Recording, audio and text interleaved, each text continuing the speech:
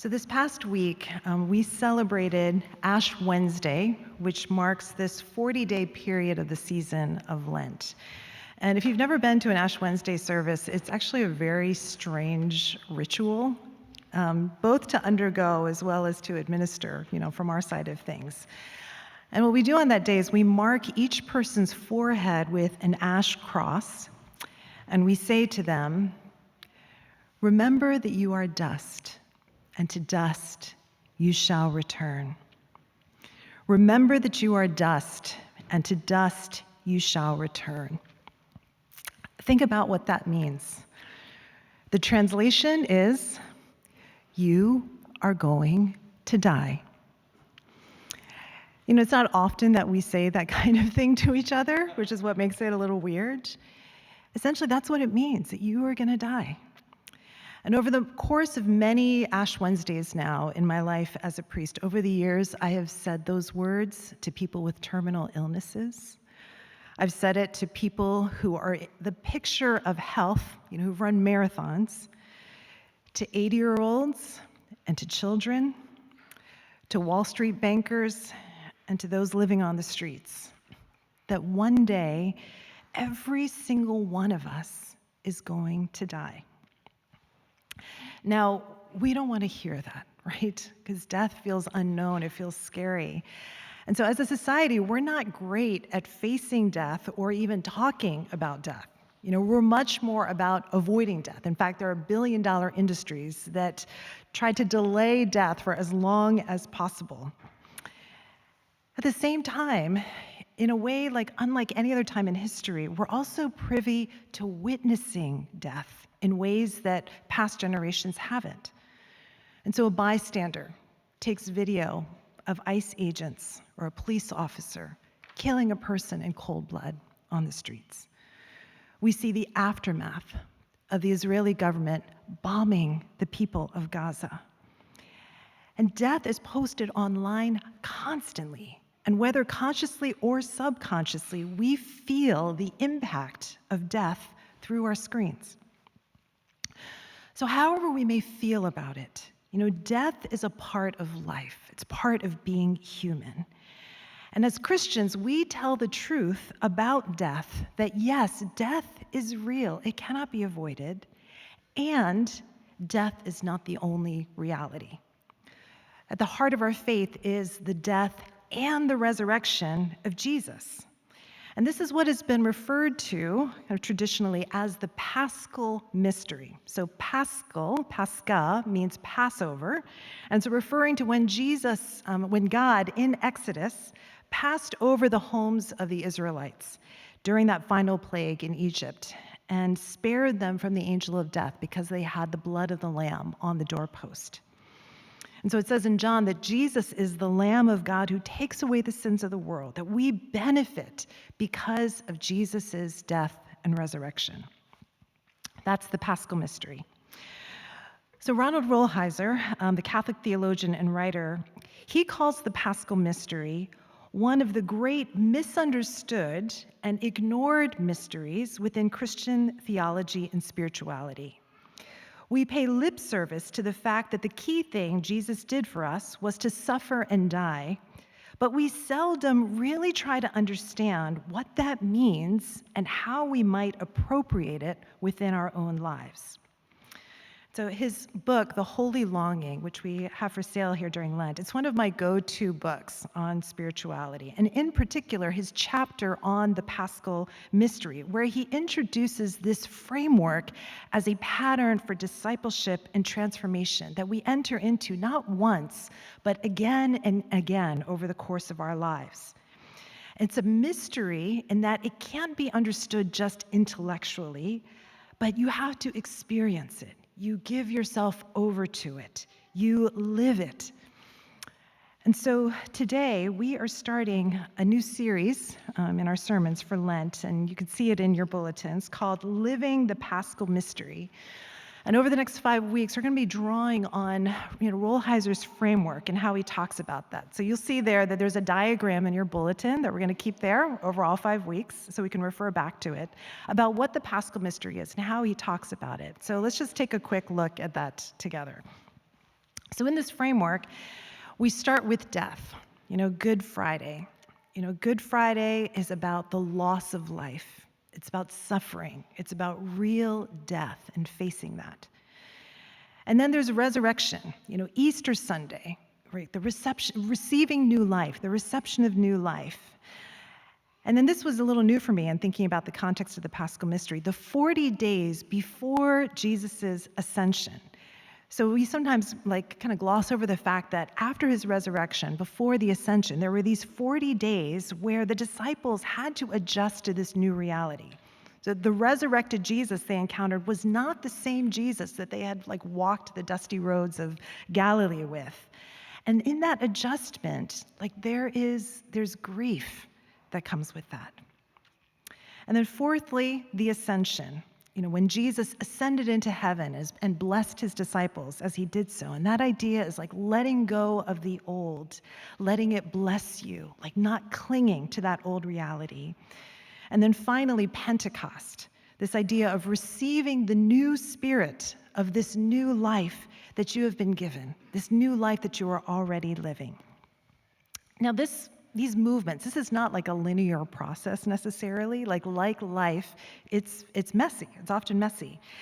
And so each week, we're going to talk about one of these movements, but really it's so interconnected that we'll be repeating things and kind of going back to earlier movements, but we want to offer this framework to you in Lent as a spiritual resource to help us hold both the personal things and the political things we're encountering in a way that transforms us for God's work in our lives and in our world. So today we're going to talk about death. Good Friday.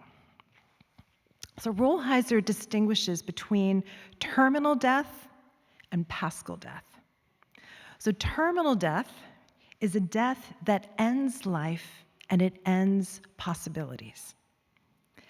Paschal death, he writes, is a death that while ending one kind of life, opens the person undergoing it to receive a deeper and richer form of life.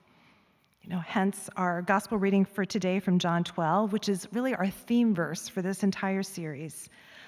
Jesus says, "Unless a grain of wheat falls into the earth and dies, it remains just a single grain. But if it dies, it bears much fruit." So we see this in the seasons, right? You look at a tree, and in springtime and summer, its leaves are so green, and they're lush, and they're full. And then autumn comes around, and those leaves start to turn colors. And then those leaves fall to the ground. And then we've got what we've got right now, just a bunch of stark, bare branches in winter. And you look at that tree, and it looks like it's dead. But then the weather starts to get warmer, and it starts to take that turn, and you start to see these little buds, these little green shoots kind of sprouting out from the branches, and then it starts all over again. In order for new life to emerge, something has to die. It's written into the very laws of nature and the universe. There can be no transformation without a death. Now, as Christians, we believe this as it relates to physical death, death with a capital D, that there is life after this life. But we have to face and undergo all sorts of death, sort of lowercase d deaths, all the time. So for example, there's the death of our youth. I will never judge a person for dyeing their hair jet black, or getting work done. When every time I go to Korea, I am literally the only person with gray hair. It's the strangest thing. Going 80-year-olds, jet black hair. There's this obsession in Korea. Society in general, but especially in Korea. Glass skin, perfect, jet black hair, even into your 80s. So I will never judge a person for doing such things. But there comes a point when an 80-year-old has to accept the fact that they are no longer 20, right? And when you see this, when you see an 80-year-old who's really embraced being 80, there's something that's actually really quite moving and beautiful and inspiring about that they're not clinging desperately to their youth, but they're letting their youth go. They're letting it die so that they can receive the new life of an 80-year-old, like not as a curse, but as a gift. There's the death of our dreams. I've shared, numerous times in the past about me and Jimmy's journey with infertility and how early in our marriage we had this dream of starting a family. It wasn't even a question. It's like you get married and then you have kids. Not even a question in our minds.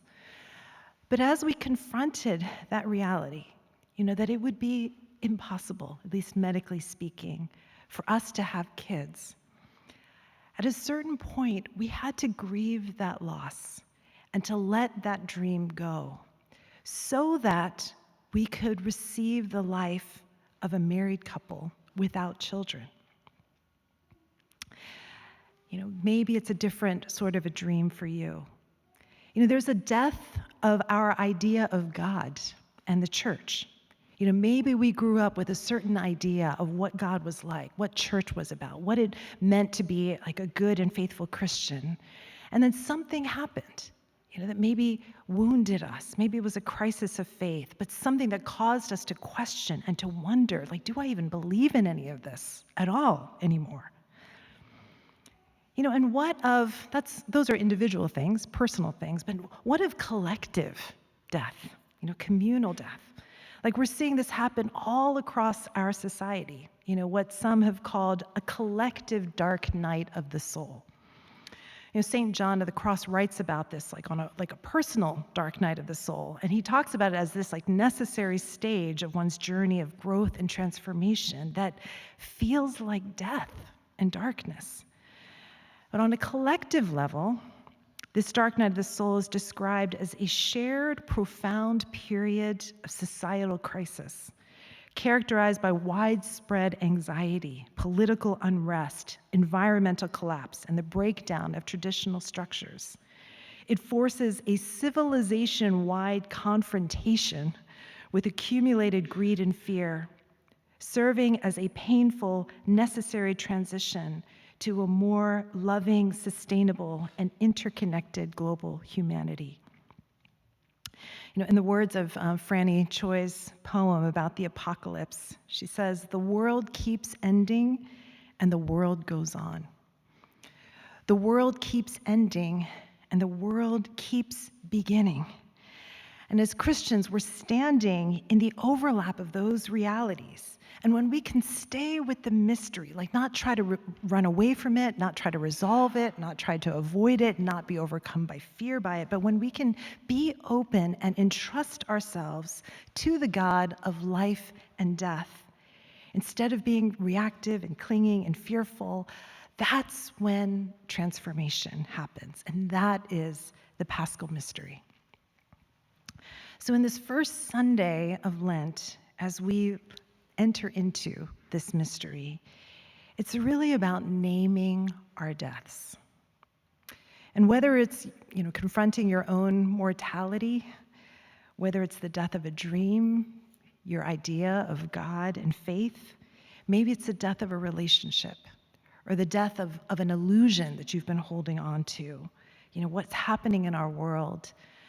I want to give us some space to just sit with, what do I need to let die so that I can receive the new life that God wants to give?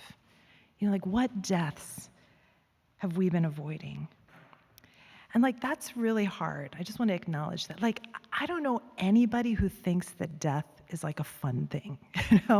A death is something that we're just running to embrace it. Death is so hard. My professor has this line where he says, people don't resist change, they resist loss. People don't resist change, they resist loss.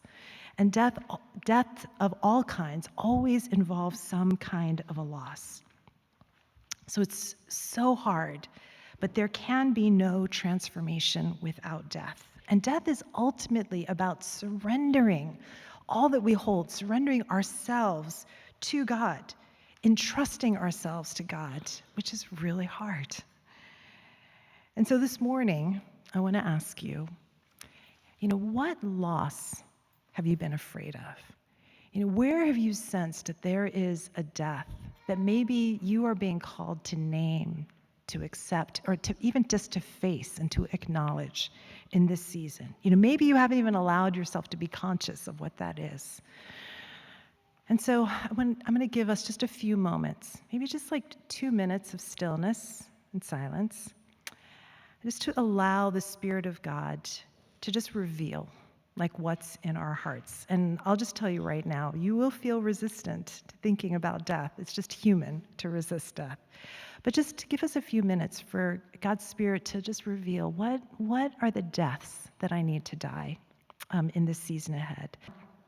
Let me just invite you to put your bulletins aside.